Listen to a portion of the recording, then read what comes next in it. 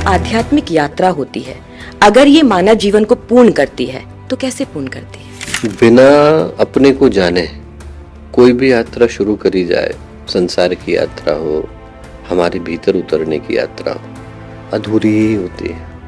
अध्यात्म हमें पूर्णता देता है क्योंकि वो हमें हमारे सत्य स्वरूप से परिचित कराता है। व्यक्ति सच में अध्यात्म की यात्रा करना चाहता है तो उसे अपने भीतर उतरने के लिए तैयार रहना चाहिए।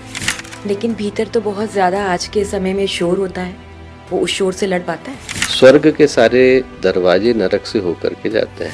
जब व्यक्ति कोई भी यात्रा करता है और उसको बार बार ऐसा लगता है कि इस यात्रा में मुझे हर चीज इफेक्ट कर रही है, तो क्या उसको अपने ऊपर काम करने की जरूरत है? अध्यात्म के क्षेत्र की खूबसूरती है कि यहाँ पे सारा काम भीतर ही है। Inner regulates outer being. इसीलिए गुरुदेव ने कहा कि जिसने अपने को सुधार लिया उसने संसार की सबसे बड़ी सेवा कर ली। कुछ लोग पूछ पाते हैं और कुछ लोग कभी नहीं पूछते और वो खोजते भी नहीं है। वो सवाल है कि मैं कौन हूँ। पहले तो दृष्टि संसार से घुमा करके अपनी तरफ लानी जरूरी हो जाती है। हमारी जो मौलिकता है, विशिष्टता है, वो हमारे और परमात्मा के अलावा कोई जानता नहीं है। जब तक वो उभर करके नहीं आती तब तक ये नहीं पता कि इस जीवन के माध्यम से भगवान क्या संगीत छेड़ने वाले हैं।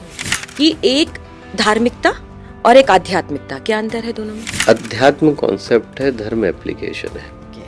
अध्यात्म के रास्ते में चलते समय कठिनाइयां और कठोरता और ये सब क्यों आता है? लोगों को ऐसा क्यों लगता है कि बड़ा मुश्किल रास्ता है, पहले ही डर जाते हैं, ऐसा क्यों?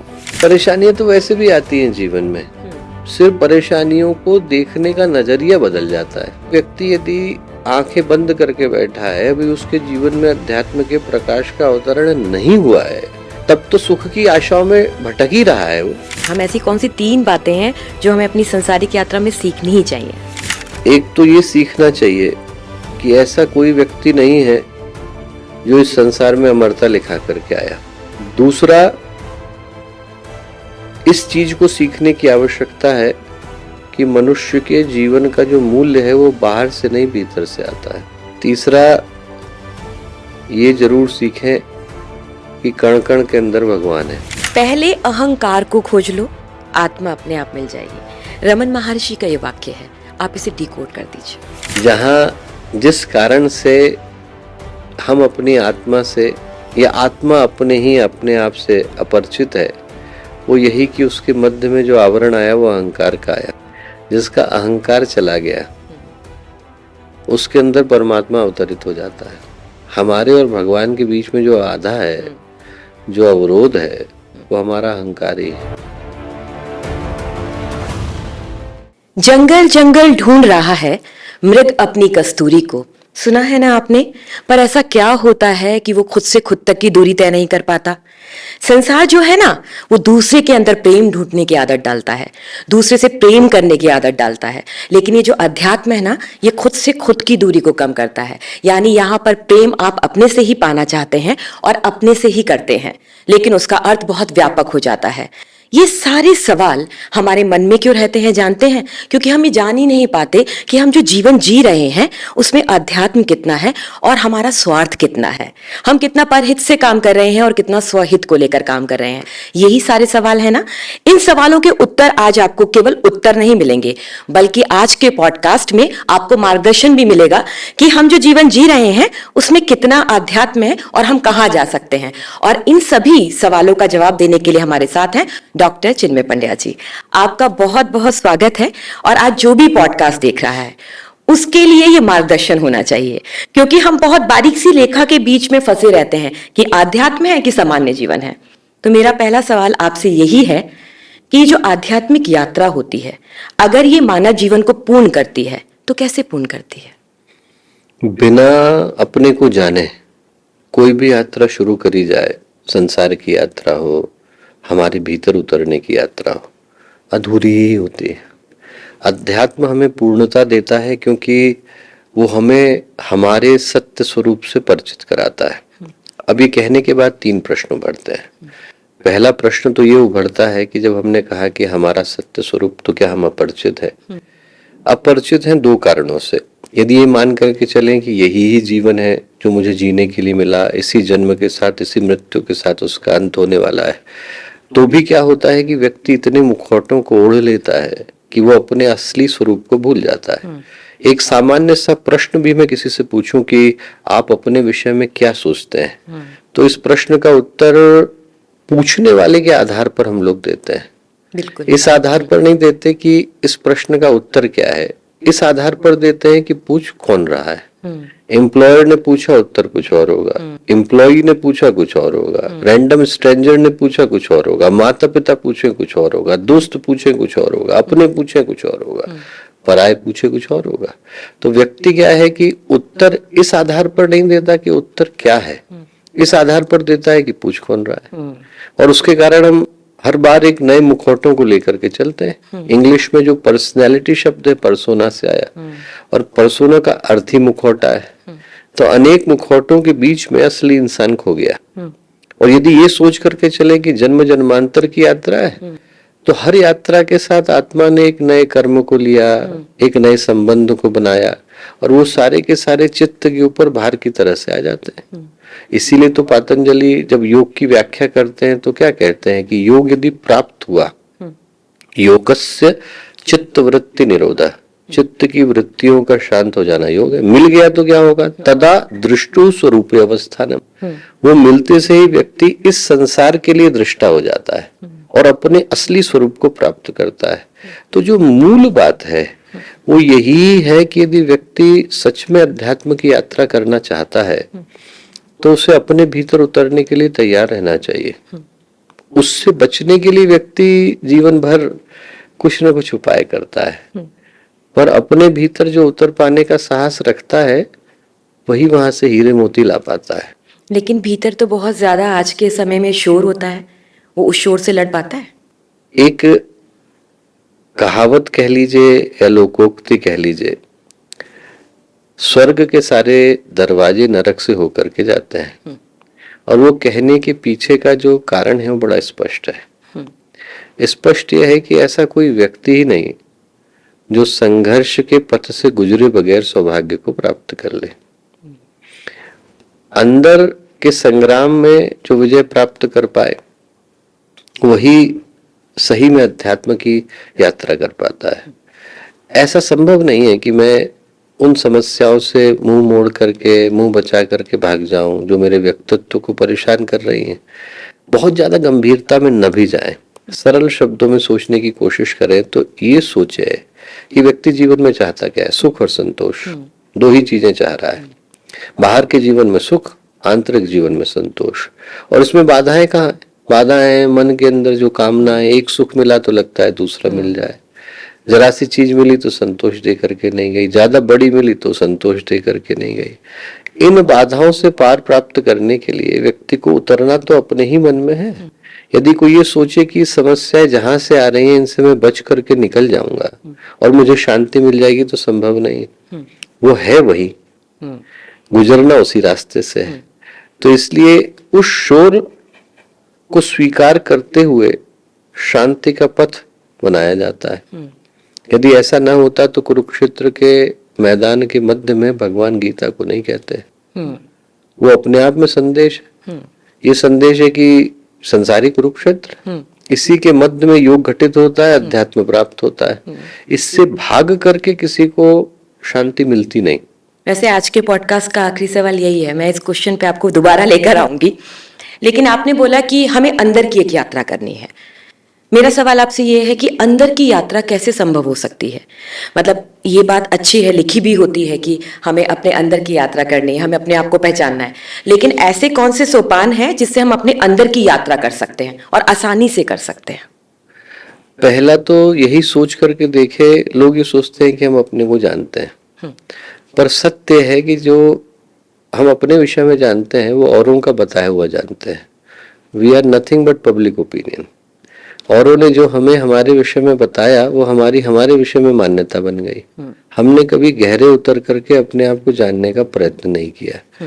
तो पहली समस्या तो यही है कि हमारे विषय में जो मत बना, मंतव्य बना, ओपिनियन बना, वो औरों के दिए से बना। किसी ने कहा कि आप बहुत अच्छे लग रहे हैं, हमें लगने लग जाता है कि हम अच्छे। किसी ने कहा कि आप बहुत बुरे लग रहे हैं तो हमारे को अपने ही ऊपर अविश्वास होने लग जाता है। छोटा सा प्रयोग लोग करके देखे, रास्ते चलता व्यक्ति है और उससे 20 लोग ये सोच लें कि इससे एक ही प्रश्न पूछना है, क्या बुखार बुखार लग रहा है, क्या दिक्कत है, कोई तकलीफ तो नहीं है। 20वां व्यक्ति पूछेगा, उसको बुखार लगने लग जाएगा, यकीन हो जाएगा, यकीन होने लग जाएगा। व्यक्ति क्या है, उसका जो अचेतन है वो दूसरों के कहे से प्रभावित होता है। तो कहने का अर्थ यह है कि यदि दूसरों के कहने से हमारा अचेतन बदल सकता है तो हमारे कहने से कितना बदलेगा। और हमने अपने भीतर उतर करके कभी उस प्रयत्न को करके नहीं देखा। हमारे विषय में जो हमारी मान्यता बन गई, औरों की दी बन गई। तो पहला काम तो यही करना होता है कि व्यक्ति को सबसे पहला सोपान तो यह है कि वो अपने लिए समय निकाले, एकांत में बैठे और अपने जीवन की निष्पक्ष आत्मसमीक्षा करें। 3 शब्द है। निष्पक्ष का मतलब व्यक्ति समीक्षा करने बैठा तो दोनों तरफ स्वयं होने का खतरा रहता है। या तो हम अपने को बहुत अच्छा कहते हैं या बहुत बुरा कहते हैं, पर कहीं हम अच्छे भी हैं, कहीं थोड़े से खराब भी हैं। दोनों के मध्य में हम कहीं खड़े हैं। तो अपने विषय में निष्पक्ष समीक्षा करने का भाव। दूसरा, हम लोग ट्रेंड हैं दूसरे की समीक्षा करने के लिए। परफेक्ट टेस्ट है। हाँ, अपने विषय में व्यक्ति नहीं कर पाता। तो जब एकाकी बैठता है, अकेले बैठता है, अपने व्यक्तित्व की सही समीक्षा करता है, सही मूल्यांकन करता है, तो ये ढूंढ पाने की स्थिति में होता है कि समस्याओं का मूल कहाँ से आ रहा है। कौन सी चीजें हैं जो आकर के मेरी मुस्कुराहट को छीन लेती हैं, कौन सी चीजें हैं जो आकर के मेरी खुशियों पे ग्रहण लगा देती हैं, कौन सी चीजें हैं जो मन की शांति को हर जाती हैं। मतलब identified the triggers. Identify the triggers, there is no other way. आपको कोई भी दवाई देनी है तो डायग्नोसिस तो पहले जरूरी है। बिना डायग्नोसिस के मैनेजमेंट तो संभव ही नहीं। तो यदि व्यक्ति समस्या की जड़ तक नहीं गया तो समाधान कैसे खोजेगा। तो पहले तो ये जानना है, जो मैं बोला कि हम बहुत सारे मुखौटों के मध्य में अपने को भूल गए। तो अपने को जब जानने की यात्रा करनी है तो पहले अपनी तरफ मुड़ना पड़ेगा, अपने लिए समय निकालना पड़ेगा। निकाल करके ये देखना पड़ेगा, जो गुरुदेव ने 2 चीजें कही, चिंतन और मनन। चिंतन का अर्थ एक ही है, ये जानने की कोशिश करना कि मेरे अंदर वो कौन सी चीजें हैं जो गलती से आ गई और नहीं आने की आवश्यकता थी। मैं अपने जीवन पथ की यात्रा के लिए निकला हूं, मेरे जीवन का जो उद्देश्य है उसकी प्राप्ति के लिए कौन से मार्ग में अवरोध है जो मैं हटा सकता हूँ। दूसरे के डाले तो नहीं हटा सकता, पर अपने डाले तो हटा सकता हूँ। और यदि मैं अपने हटाने की साहस रखता हूँ, क्षमता रखता हूँ, तो पैरों की मजबूती बढ़ जाती है। तो आत्मबोध कैसे करें, इसका उत्तर ये माना जा सकता है। जी जी। तो मेरा अगला सवाल आपसे ये है कि जब व्यक्ति कोई भी यात्रा करता है और उसको बार बार ऐसा लगता है कि इस यात्रा में मुझे हर चीज इफेक्ट कर रही है, तो क्या उसको अपने ऊपर काम करने की जरूरत है? दोनों चीजें संभव हैं। पहला तो उसको जो करने की आवश्यकता है वो ये करने की आवश्यकता है कि अपने अप्रोच के अंदर, दृष्टिकोण के अंदर, सोचने के तरीके के अंदर सकारात्मकता को लाने की आवश्यकता है। बिना पॉजिटिविटी के जीवन की यात्रा संभव नहीं। आदमी घर में अकेला बैठा और पेसिमिज्म आ जाए, निगेटिविटी, नकारात्मकता आ जाए, विधेयात्मकता आ जाए, आदमी बैठे बैठे बिना किसी के कुछ कहे परेशान हो जाता है। तो जीवन पथ की यात्रा, हजारों जन्म, लाखों जन्म की यात्रा के बाद हम पहुंचे जो सबसे बड़ा संग्राम है, जिससे विजय प्राप्त करने के बाद व्यक्ति सिर्फ बुद्धावस्था को प्राप्त करता है, गुरुदेव की तरह का, विवेकानंद की तरह का व्यक्तित्व बन के आता है।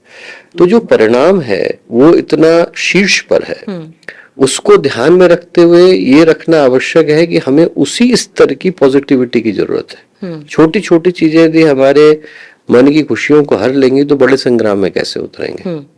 तो पहला तो यही सोचने की आवश्यकता है कि हमें हमारे कदमों के ऊपर भरोसा है। यदि भरोसा आया, मजबूती आई, पॉजिटिविटी आई, तो आधी यात्रा तो वैसे ही सफल हो जाती है। फिर जो आपने पूछा कि उसको बाहर काम करने की जरूरत है कि भीतर, अध्यात्म के क्षेत्र की खूबसूरती यह है कि यहाँ पे सारा काम भीतर ही है।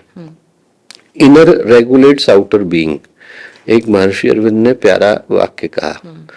भीतर का जो परिवर्तन है वो बाहर के परिणामों को लाता है। इसीलिए गुरुदेव ने कहा कि जिसने अपने को सुधार लिया उसने संसार की सबसे बड़ी सेवा कर ली। इसीलिए विवेकानंद ने कहा कि संसार तो टेढ़ी पूंछ है कुत्ते की, उसको सीधा करने के चक्कर में व्यक्ति खुद सीधा हो जाता है। तो जो उद्देश्य है वो एकमात्र है कि यदि मुझे अध्यात्म के पथ पर उतरना है, अंदर उतरने का साहस चाहिए, अपने को जानने का साहस चाहिए, अपने अंदर की बुराइयों से लड़ने का साहस चाहिए, अपने अंदर की कमजोरियों को दूर करने का साहस चाहिए, निरंतर प्रकाश, निरंतर पॉजिटिविटी चाहिए, भरोसा चाहिए, विश्वास चाहिए, समर्पण चाहिए। एक सवाल हम सभी के अंदर होता है, कुछ लोग पूछ पाते हैं और कुछ लोग कभी नहीं पूछते और वो खोजते भी नहीं है। वो सवाल है कि मैं कौन हूं। तो ये जो मैं कौन हूं, इसको कैसे कोई इंसान अपने लिए, सबका उत्तर अलग होगा, लेकिन अपने लिए मैं कौन हूं की यात्रा कैसे शुरू कर सकता है? पहले तो दृष्टि संसार से घुमा करके अपनी तरफ लानी जरूरी हो जाती है। दूसरा, ये सोचने की आवश्यकता है कि ये कोई मंच या प्रतियोगिता का प्रश्न नहीं है, इसका कोई आइडियल उत्तर नहीं है। ऐसा नहीं है कि इसके बदले में हमें मार्क्स मिलने वाले हैं। इसके बदले पर जीवन मरण मुक्ति की यात्रा और उसका परिणाम तय होने वाला है। व्यक्ति क्या है, जब इस प्रश्न के ऊपर सोचते हैं तो वो बौद्धिकता से सोचने की कोशिश करते हैं। ये सोचते हैं कि ऐसा प्रश्न है जिसका कोई सम्यक उत्तर अवश्य होगा। कोई उत्तर नहीं है। हम में से हर एक को अलग अलग प्रश्न पत्र मिला हुआ है और दूसरे की कॉपी करने में हम अपना नुकसान कर लेंगे। हमारी जो मौलिकता है, विशिष्टता है, वो हमारे और परमात्मा के अलावा कोई जानता नहीं है। जब तक वो उभर करके नहीं आती तब तक ये नहीं पता कि इस जीवन के माध्यम से भगवान क्या संगीत छेड़ने वाले हैं। और भगवान स्वयं ही देखे, परमात्मा अवतरित होते हैं तो वो कभी अपने को कॉपी पेस्ट नहीं करते। जैसे भगवान राम है वैसे भगवान कृष्ण नहीं है। बुद्ध में उतरे तो करुणा के रूप में उतरे, महावीर में उतरे तो मौन के रूप में उतरे, मीरा में भजन बन गए तो चैतन्य में नृत्य बन गए, गुरुदेव ने समाज सुधार बन गए तो विवेकानंद में ओरेशन बन गए। हर एक के अंदर भगवान की चेतना जब उतरी है, ईश्वरीय विभूति, तो नए नए रूपों में परिलक्षित हुई है। तो हमारे को ये नहीं पता कि ईश्वर हमारे माध्यम से कौन सा संगीत छोड़ने वाले हैं। हमारे को तो दो ही चीजों के लिए तैयार रहना चाहिए। पहला तो भीतर उतरने के लिए, और भीतर उतरने का जैसा मैंने पहले कहा कि ये कोई पेडेंटिक क्वेश्चन नहीं है। ऐसा नहीं है कि इसके लिए हम लोगों को ये सोचने की आवश्यकता है कि बहुत शास्त्रीय दार्शनिक दृष्टि से ये सोचने की आवश्यकता है। अपने भीतर उतरने का मतलब है अपने विषय में पूरी तरह से जानना। और अपने विषय में पूरी तरह से जानने का क्या मतलब है? मेरी कमजोरियां क्या, मेरी अच्छाई क्या। यदि मुझे यही नहीं पता है कि मैं 5 मिनट के बाद मेरे मुंह से क्या निकलेगा, तो जो भी मैंने जाना वो व्यर्थ है। मुझे यदि अपने व्यक्तित्व का समग्र और समस्त मूल्यांकन है तो मैं जानता हूंगा कि कौन सी चीजें मेरे व्यक्तित्व में कमजोरी को जन्म देंगी और कौन सी मुझे अच्छा बना के जाएंगी। उन सबके विषय में सम्यक ज्ञान, जब ज्ञान होगा तभी नियंत्रण हो पाएगा, तभी सही हो पाएगा। तो एक तो उतरने का साहस होना चाहिए। दूसरा, व्यक्ति के अंदर ये भावना होनी चाहिए कि मैं अपने सारे प्रयत्न पुरुषार्थ के साथ इस कार्य के लिए लग रहा हूं। परिणाम ईश्वरीय शक्ति के ऊपर छोड़ते हैं। आधुनिक युग में आध्यात्म एक इंसान के अंदर कितना जरूरी है? क्योंकि मैं सवाल आपसे इसलिए पूछ रही हूँ क्योंकि हर इंसान क्यों को लेके चलता है। 5W1H उसे बचपन से मिल जाता है, तो उसमें जो वाई एलिमेंट होता है वो स्ट्रॉन्ग एलिमेंट होता है। तो आज के मॉडर्न एरा में क्यों आध्यात्म का मार्ग जरूरी है? लोगों ने परिभाषाएं गलत बना ली, इसलिए लोग समझ नहीं पाते। लोग ये सोचते हैं कि अध्यात्म का मतलब चमत्कार, लोग ये सोचते हैं कि अध्यात्म का मतलब मनोकामनाओं की पूर्ति, लोग ये समझते हैं कि अध्यात्म का मतलब संसार छोड़ करके हिमालय में बैठ जाना, विरक्ति। और भारत के अध्यात्म के प्रतिनिधियों को आप देखिए, कबीर ने संसार छोड़ा था क्या? प्रहलाद ने छोड़ा था क्या? बल्कि अग्नि में उतर गए। बुद्ध ने छोड़ा था क्या? महावीर ने छोड़ा था क्या? इन लोगों ने अपने भीतर की यात्राएं करी और फिर संसार में आकर के अपने दायित्व का निर्वहन किया। गुरुदेव ने छोड़ा नहीं, विवेकानंद ने छोड़ा नहीं। ऐसा कोई महापुरुष नहीं है जो सब छोड़ करके कहीं और बैठ गया। और इनमें से किसी ने चमत्कार पे भरोसा नहीं किया। चमत्कार की कहानियां इनके साथ हजारों होंगी, पर इनने चमत्कार की जगह पर अपने व्यक्तित्व को बनाने पर ध्यान दिया।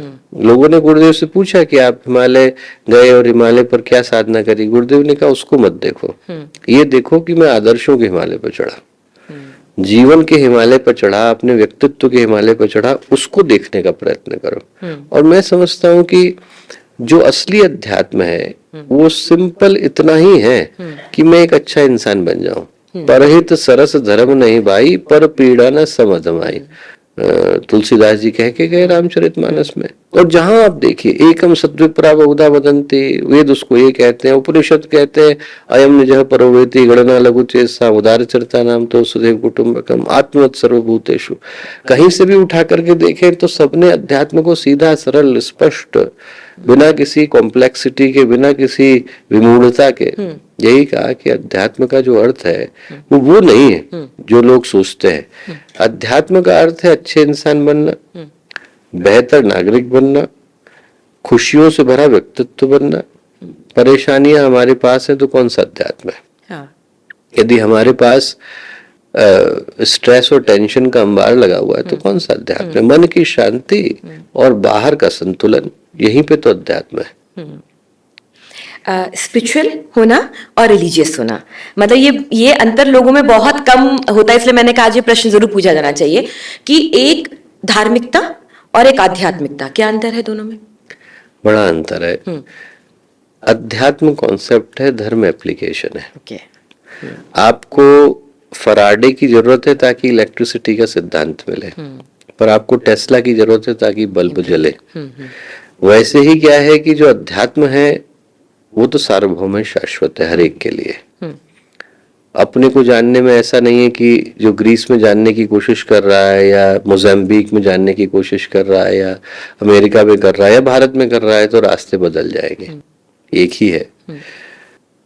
पर उस कॉन्सेप्ट के एप्लीकेशंस बदल जाते हैं। और वो जो एप्लीकेशन है, लोग कई कई बार उस एप्लीकेशन को ये समझ करके बैठ जाते हैं कि वही अध्यात्म है। जो धर्म है वो अध्यात्म का व्यवहारात्मक पक्ष है, कैसे करना है। तो बुद्ध जिस मार्ग पर गए लोगों के दृष्टि से वो बौद्ध धर्म हुआ, जिस जगह पर वो बैठे वो जगह तीर्थ हो गई, जो उनने कहा उसको सुनने का नाम सत्संग हो गया, जो उनने लिखा उसके पढ़ने का नाम स्वाध्याय हो गया। वहां से परंपराएं निकल आई, जो गीत चले उनको गाने का नाम कीर्तन हो गया। पर इसका अर्थ मात्र इतना ही है कि उन महापुरुष ने सत्य को प्राप्त किया, वो पथ जिनको रुचिकर लगा उनके लिए वो धर्म का पथ हुआ। पर अध्यात्म उस शाश्वत सत्य का नाम है जिसकी प्राप्ति होने के बाद कोई भेद नहीं रह जाता। मतलब ऊपर का सोपान है, ऊपर का भी और सबसे नीचे का। अच्छा, मतलब शुरुआत भी और अंत भी है। हाँ, आदि भी वही है, अंत भी वही है। हर इंसान में एक ऊर्जा होती है, उसके एनर्जी बॉल्स होते हैं। अपनी आंतरिक ऊर्जा को हम कंस्ट्रक्टिव वर्क में या प्रोडक्टिव वर्क में कैसे लगाएं, कैसे चैनलाइज करें, इसके लिए क्या करना चाहिए हमें?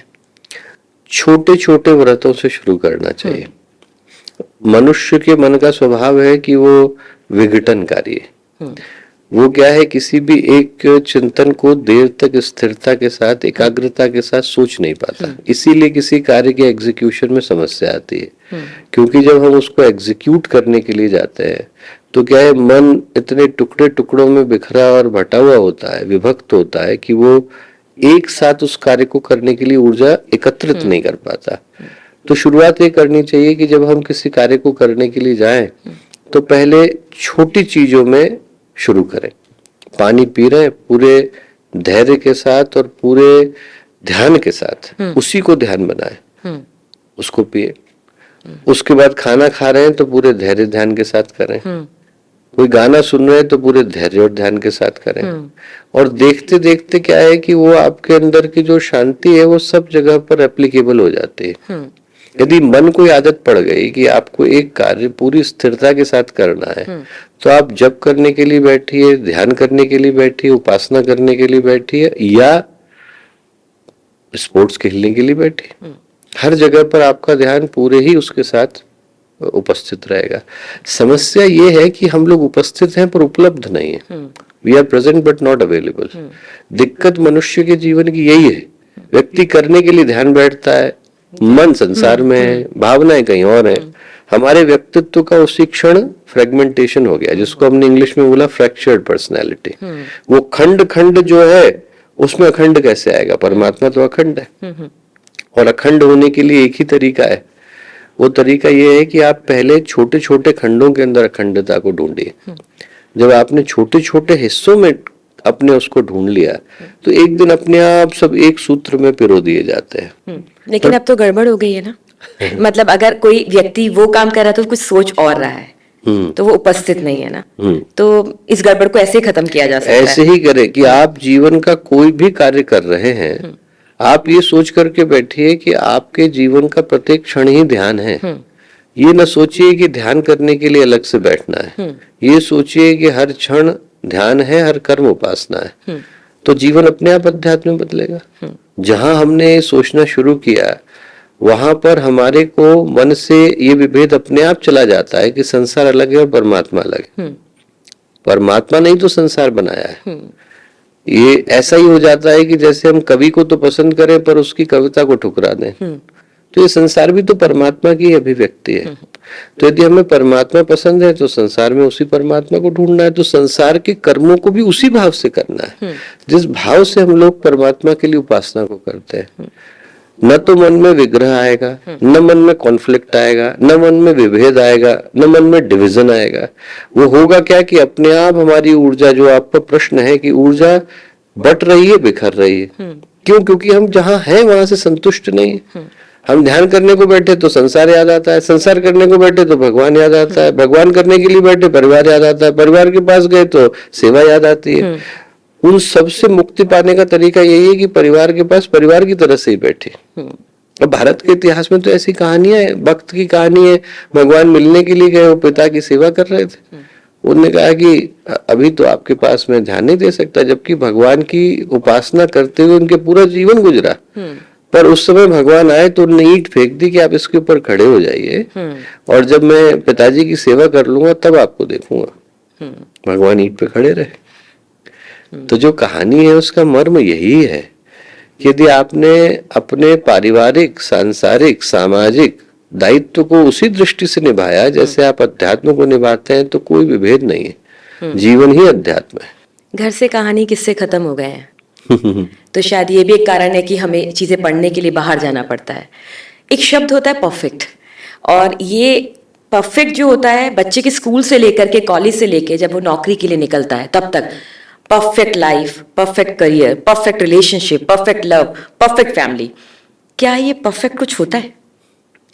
मनुष्य के मन में होता है, और जो मनुष्य के मन का परफेक्शन है वो उसको आज नहीं तो कल नई चीज की तरफ दौड़ाता है। पहली बात तो जिसको हमने परफेक्ट कहा वो किसी और की परिभाषा पर कहा, और वो जो परफेक्शन की डेफिनेशन है वो आर्बिट्री है। एक के लिए सही है, दूसरे के लिए सही नहीं है, तो उसमें परफेक्शन नहीं है। ये सवाल यूथ के लिए है जी। उसमें परफेक्शन जिसको हम बोल रहे हैं, जिसको हमको सही पूछे तो आध्यात्मिक दृष्टि से पूर्णता जिसको बोल रहे हैं, वो पूर्णता जैसे हम हैं उसको संपूर्ण रूप से जानने जो है और उसको उसी रूप में स्वीकारने। व्यक्ति जानने के लिए गया तो घबरा जाता है, वो अपने से ही भागने की कोशिश करने लग जाता है। इतने उसके अंदर घाव हैं, इतनी परेशानियां, इतने दुख हैं, इतनी समस्याएं हैं कि व्यक्ति अपने से भागने में पूरी जिंदगी गुजार देता है। राइट, हील नहीं करता। कोई नशे से उसको दूर करने की कोशिश कर रहा है, कोई उसको दूसरे तरीके की समस्याओं से दूर कर। उद्देश्य क्या है? अपने को भुला देना चाहता है। 10 मिनट के लिए भूल गए तो उसको लगता है समस्या चली गई। पर वो शुतुरमुर्ग की कहानी की तरह से है कि आपने आंखें बंद कर ली, चेहरा नीचे डाल लिया तो आपको लगता है कि समस्या एग्जिस्ट। जैसे मेट्रोज में नाइट लाइफ जो है, मुझे लगता है उसमें हर इंसान भाग रहा है, अपने आप को पकड़ नहीं रहा, छोड़ रहा है। बिल्कुल यही तो कर रहा है। वो अपनी पूरी जिंदगी उस व्यक्ति को भुलाने में गुजार रहा है जो वो असली में है। तो अपने को जानना एक पक्ष है, पर अपने को स्वीकारना दूसरा पक्ष है। और जिसके अंदर इतना प्रेम, इतनी करुणा है कि वो अपने को स्वीकारने के लिए तैयार है, वो दूसरे को भी स्वीकारता है। ऐसा संभव ही नहीं। जिसने अपने को ठुकरा दिया वो दूसरे को प्रेम नहीं कर पाता। और जो दूसरे को प्रेम कर पाने की स्थिति में होते हैं, जिनके हृदय में सच में करुणा होती है, उनने अपने को भी स्वीकारा होता है। और वहीं पर अध्यात्म है। आध्यात्मिक योगी कौन होते हैं? मतलब ये सामान्य व्यक्ति होते हैं या कुछ अलग से परिष्कृत होते हैं? क्या एक व्यक्ति क्राइम कर रहा है, एक व्यक्ति कुछ गलत काम कर रहा है और अचानक से उसको बोध हुआ कि नहीं करना है, क्या वो इस यात्रा में आगे जा सकता है? हर व्यक्ति जा सकता है। उंगलीमाल भिक्षु बने। एक से एक बढ़कर के कहानियां हैं। आप सोचिए, राम भोला की कहानी आती है, एकदम उस कहानी के अंदर वो सारी समस्याएं हैं जो एक सामान्य व्यक्ति के जीवन में होती हैं। उनकी पत्नी जो है वो मायके गई हुई थी, उनके मन में आया कि अभी जाना है, चातुर्मास था, बाढ़ आई हुई थी, बाढ़ के पानी में कूद गए, शव जा रहा था, मुर्दा बह रहा था, उसका सहारा लेकर के उस तरफ पहुंचे, गिरते पड़ते अंधेरे में, आज की तरह कोई स्ट्रीट लाइट थी नहीं, जैसे तैसे पत्नी के घर पहुंचे, पत्नी का कमरा दूसरी मंजिल में था, अजगर लटक रहा था, उसका सहारा लेकर के दूसरी मंजिल पहुंचे। पत्नी ने स्थिति देखी तो उसके मुंह से निकला, अस्थि चर्म में देहमम तामे ऐसी प्रीति, ये हाड़ मास का शरीर है, इसके लिए इतना प्रेम लेकर के बैठे हो, ऐसी जो श्री राम में हो जाती वो भी तो इतना भगवान में लगाया होता तो आज तो नदी पार करके आए हो, भव सागर को पार कर गए होते। सुनना था कि राम बोला तुरंत, मुड़े और गोस्वामी तुलसीदास बन गए। तो आप सोचिए जीवन का कितना कठिन क्षण रहा होगा जो राम बोला की तरह की मनस्थिति रही होगी, बाढ़ के पानी में कूदना, मुर्दे का सहारा लेना, सांप की पूंछ को पकड़ना, और वहां से वो गोस्वामी तुलसीदास बने। तो व्यक्ति के जीवन में कितने भी अंधेरे मोड़ आए, ऐसा नहीं है कि वहां भगवान का प्रकाश नहीं पहुंचता है, पर आंखें खोलने का साहस तो चाहिए ना। यदि व्यक्ति के पास साहस ही नहीं है, आंखें ही खोलने को तैयार नहीं है, तो आप उसके चेहरे पर सूरज भगवान को ला करके बिठा दीजिए, बंद आंखों से दर्शन थोड़े ही होते हैं। चुनौतियां भी और असुरक्षा भी, मतलब हेल्थ को लेके चैलेंज है, फिनेंसेस को लेके चैलेंज है, और इनसिक्योरिटीज है इमोशंस को लेकर के, रिलेशंस को लेकर के। क्या आध्यात्म के मार्ग पर इन चीजों का भी सॉल्यूशन मिल सकता है? अध्यात्म समग्रता है, पूरी समग्रता। अध्यात्म का मतलब है पूरे व्यक्तित्व का रूपांतरण, जिसके मन में एकदम स्थायी शांति आ गई, जिसके मन में स्थायी करुणा आ गई, जिसके मन में स्थायी समुन्नति आ गई, उसके जीवन में किसी भी तरह के न अवरोध रह गए, न बाधाएं रह गई, न परेशानी रह गई, ऐसी कोई समस्या ही नहीं। पहली बात तो समस्या दिखेगी ही नहीं। समस्याएं हमें समस्या दिखती हैं क्योंकि हम चाहते कुछ और हैं, और हमारे को वो नहीं मिलता तो हमें लगता है कि हमारे जीवन की समस्या है। जिसके मन में चाहते ही नहीं होंगी उसको क्यों समस्या नजर आएगी? उसको आप जहां बिठा देंगे उसके लिए वही स्वर्ग है। वो हम लोग संस्कृत में जब व्याख्या करते हैं देवता की तो यही कहते हैं, देवो दानदवा दीप दानदवा द्युस्थिते भवतेवा, जहां बैठ गया वो जगह स्वर्ग हो जाती है। तो उसको तो अलग से किसी स्थान की आवश्यकता ही नहीं, और अलग से परिस्थितियों की आवश्यकता नहीं। मनुष्य के जीवन की सारी समस्याओं की जड़ परिस्थितियां हैं। हम चाहते हैं कि ऐसी सर्कमस्टांसेस हो, परिस्थिति हो तो मेरे जीवन में सुख आएगा, और आ गया तो उनका स्वरूप ऐसा हो, इस पूरी परिस्थिति में वो ये ऐसा दिखे, वो व्यक्ति एकदम एग्जैक्टली यही बोले, तभी मुझे मन में शांति आएगी, उसके द्वारा यही घटनाक्रम आए तब मेरे मन में सुख मिलेगा। जिसके मन से ये आग्रह चले गए कि ऐसा होना चाहिए, भगवान ने गीता में क्या कहा, सर्वारंभ परित्यागी सर्व संकल्प विसर्जिता। आरंभों का त्याग कर देता है, संकल्पों का विसर्जन कर देता है जिसके जीवन में अध्यात्म आया। तो जब अंदर से कोई आग्रह ही नहीं है कि आपको ऐसा होना चाहिए, समाज को ऐसा होना चाहिए, तो कहाँ की एक्सपेक्टेशन और कहाँ का रिजेक्शन? न तो कोई अपेक्षा है, और जब अपेक्षा नहीं है तो कोई निराशा नहीं है।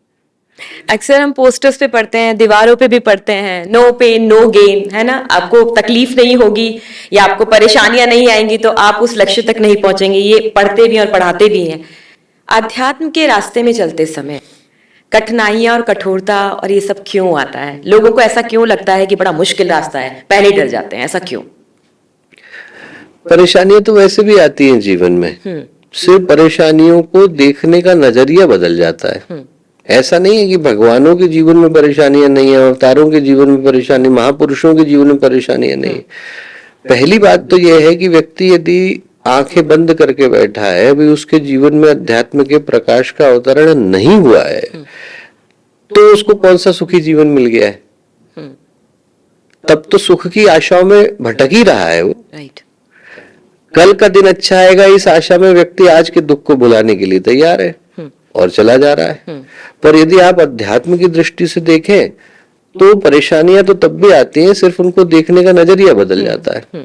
और यदि वही ही एकमात्र क्राइटेरिया है तो परिस्थितियां नहीं बदलती अध्यात्म आने से, मनस्थिति बदल जाती है। ऐसा नहीं है कि व्यक्ति के जीवन में समस्याओं का आगमन बंद हो गया।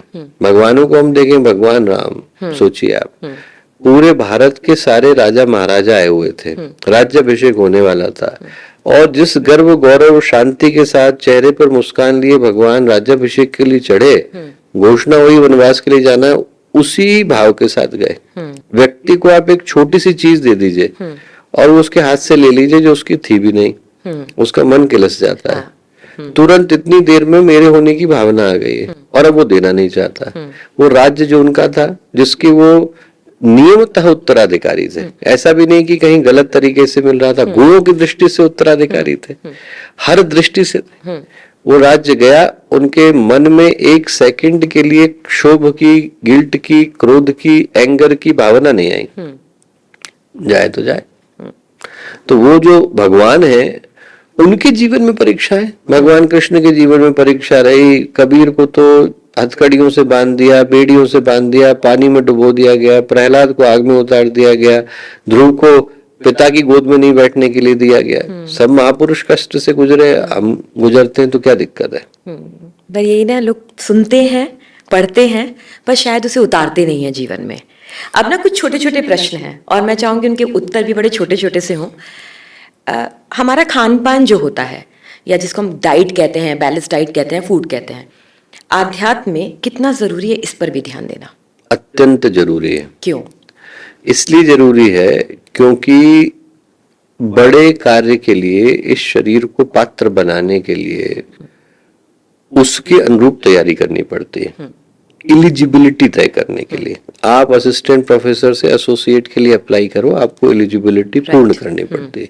संसार की ऐसी कोई चीज नहीं है जहां पर आपको उसके अनुरूप एलिजिबिलिटी पूरी किए बगैर वो जगह मिल जाए। अध्यात्म कैसे मिल जाएगी? आप, ये ठीक बात है कि एक बार व्यक्ति का व्यक्तित्व विशाल हो जाए तो उसको इसकी आवश्यकता नहीं पड़ती। पर छोटा सा पौधा है, हम लगाए तो पौधे को रोज पानी भी देना पड़ता है, उसको बाड़ा भी लगाना पड़ता है, तो बकरी उसको चर जाएगी। वो वटवृक्ष हो गया तो कोई पानी देने के लिए नहीं जाता। व्यक्तित्व जब अपनी साधना की यात्रा को शुरू करता है तब उसको आहार भी संयमित चाहिए, जीवन भी संतुलित चाहिए, अनुशासित चाहिए। नहीं तो क्या है, छोटी सी घटनाएं हमारी शांति को हर करके ले जाती हैं। और वहीं पर अध्यात्म में हुआ क्या? अध्यात्म ये होता है कि बड़ी घटनाएं भी आपके व्यक्तित्व को हिला नहीं पाती। मन इतना स्थिर है, जैसे मैंने भगवान राम का उदाहरण दिया, कबीरदास जी का दिया। इनका क्या हुआ? परिस्थिति तो हमसे कई गुना ज्यादा विषम थी, पर मन चट्टान की तरह से मजबूत हो गया। पर उसको चट्टान की तरह से मजबूत करने के लिए, वट वृक्ष की तरह से विशाल और मजबूत करने के लिए उन दिनों से तो गुजारना ही पड़ेगा जहां से वो पौधे से धीरे धीरे बड़ा होता है, उसका तना मजबूत होता है और वो सारे आघातों को सहता है, आंधी तूफान सारी परेशानियों को झेलते हुए बड़ा होता है। उन दिनों में उसको सुरक्षा की आवश्यकता है। वो सुरक्षा सात्विक आहार से, संतुलित आध्यात्मिक आहार से मिलती है। मान लीजिए क्लासरूम है ये, और हम सब स्टूडेंट्स हैं इस संसार में, तो हम क्या सीखने आए हैं? हम ऐसी कौन सी 3 बातें हैं जो हमें अपनी संसारिक यात्रा में सीखनी ही चाहिए? एक तो ये सीखना चाहिए कि ऐसा कोई व्यक्ति नहीं है जो इस संसार में अमरता लिखा करके आया। तो ये जो यात्रा है उसकी मैन्युफैक्चरिंग डेट है और एक्सपायरी डेट है, और इस यात्रा को जितना सुखद हम लोग बना सकते हैं उतना बनाने की आवश्यकता है। दूसरा, इस चीज को सीखने की आवश्यकता है कि मनुष्य के जीवन का जो मूल्य है वो बाहर से नहीं भीतर से आता है।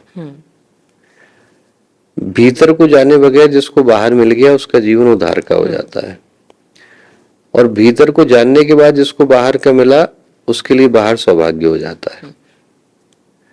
तीसरा, ये जरूर सीखें कि कण कण के अंदर भगवान है और हर यात्रा में उसी की तरफ लेकर के जा रही है। मतलब 3 ही सूत्र सबको जानने चाहिए। पहले अहंकार को खोज लो, आत्मा अपने आप मिल जाएगी। रमन महर्षि का ये वाक्य है, आप इसे डिकोड कर दीजिए। जहां जिस कारण से हम अपनी आत्मा से, या आत्मा अपने आप से अपरिचित है, वो यही कि उसके मध्य में जो आवरण आया वो अहंकार का आया। रमन महर्षि के द्वारा एक बहुत प्यारा वाक्य है, बूंद सागर में गिरती है हर कोई देखता है, सागर बूंद में गिरता है इसका अनुभव बिरलों को हो पाता है। जिसका अहंकार चला गया, उसके अंदर परमात्मा अवतरित हो जाता है। हमारे और भगवान के बीच में जो आधा है, जो अवरोध है, वो हमारा अहंकार ही है। हमने अहंकार बनाया, मैं बनाया, और जितना बड़ा मैं है उतने बड़े मैं के दरवाजे हैं। फिर मेरा पद है, मेरी आइडेंटिटी है, मेरी प्रतिष्ठा है, मेरा पैसा है, मेरा सम्मान है, फिर वो मैं बढ़ता ही चला जाता है। और उन बड़े मैं के अंदर में कहीं पर मैं भी खो गया और भगवान भी खो गया। जो अहंकार को खोने के लिए तैयार है वो आत्मा को प्राप्त कर पाता है। मतलब कहने के लिए एक वाक्य है लेकिन बहुत गहरा है। पूरा विश्व का अध्यात्म उसी के अंदर है। ये जो प्रश्न मैं आपसे पूछने जा रही हूँ, ये प्रश्न सिर्फ आप ही इसका सार्थक उत्तर दे सकते हैं, क्योंकि आप इसका अभ्यास करते हैं और आप उस जीवन को जीते हैं। अध्यात्म के रास्ते में मौन कितना जरूरी है? बहुत ज्यादा जरूरी है, बहुत ज्यादा जरूरी है, क्योंकि हमारे जीवन में हमें न जानने के जो कारण है वो पल पल पर बिखरे हुए हैं। व्यक्ति बहुत ही ज्यादा कॉम्प्लिकेटेड वे में न सोचे, ये सोच करके देखे कि सुबह से शाम में मुझे सच में अपने साथ बैठने का वक्त कितना मिला, और वो पाएगा कि इसका उत्तर सेकंडों में भी नहीं है। हम जैसे ही निकले, पहले तो हम अपने ही मन में विचारों में उलझे हुए, राइट। फिर कोई और व्यक्ति आया उसमें उलझ गए, फिर कोई जीवन की घटना घटी उसमें उलझ गए, समस्याएं आई वो वैसे ही उसको हर करके ले गई। तो हम अपने साथ तो उपलब्ध ही नहीं हो पाए। और वो उपलब्ध होने के लिए तरीका, कारण, जो संभावनाएं हैं वो यही है कि हमारी ऊर्जा बाहर की तरफ को बह रही है। तो उस ऊर्जा को एक जगह पर संग्रहित और नियमित, to preserve and to conserve करने के लिए क्या करने की आवश्यकता है? आपको कहीं पर तो बांध लगाना पड़ेगा। यदि पानी बहता ही जा रहा है तो वो बांध लगाने का काम मौन करता है। मौन हुआ तो बाय डिफॉल्ट आप एकांत में आ जाते हैं। एकांत में आए तो बाय डिफॉल्ट आपको अपने आप को देखना पड़ता है। आपकी जो बह रही थी अंदर की ऊर्जा, वो अपने आप एक जगह को सिमटने लगती है। सॉलिट्यूड होना जरूरी है। सॉलिट्यूड, और दोनों एक साथ ही घटित है। मतलब एकांत होगा तो ही मौन हो पाएगा। भीड़ के बीच में तो मौन को बनाए रख पाना संभव ही नहीं। तो वो क्या है, एक ही सिक्के के दो पहलू है। साइलेंस एंड सॉलिट्यूड वो एक साथ घटित होते हैं। और जो खास बात है कि जब आप अपने भीतर उतरते हैं तो जमीन खोदने जैसा है। कोई खोदेगा तो खजाना मिलेगा, कोई खोदेगा तो कंकाल मिलेगा। पर आपको दोनों को ढूंढने के लिए तैयार होना चाहिए। आप अपने भीतर उतरेंगे तो कभी कभी आपको शांति के गहन क्षण प्राप्त होंगे, और नहीं तो अशांति भी आपको परेशान करेगी। आज के पॉडकास्ट का आखिरी सवाल, और ये वही सवाल है जिसका उत्तर आपने पहले काफी कुछ दिया है, लेकिन मैं चाहती हूँ कि दर्शकों को आप बहुत विस्तृत तौर पर दें। मैं महाभारत के युद्ध में जाना चाहूंगी।